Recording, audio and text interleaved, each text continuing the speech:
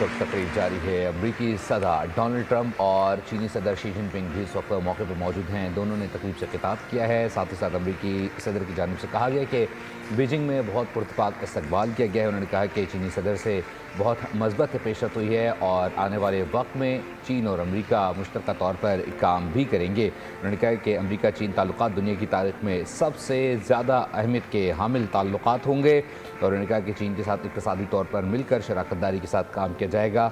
चीनी सदर के साथ इंतहाई मस्बत और तामीरी गुफ्तगू हुई है। यहाँ मौजूद होना मेरे लिए एजाज़ की बात है। अमरीकी सदर डोनाल्ड ट्रंप इस वक्त तकरीब से खिताब कर रहे थे।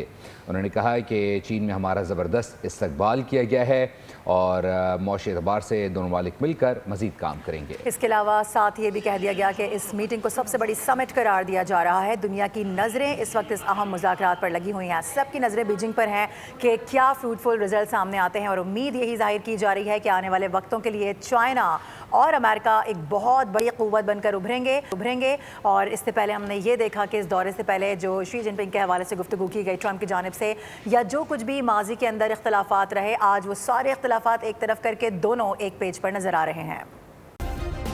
सब्सक्राइब करें और बेल दबाएं ताकि कोई खबर रह न जाए।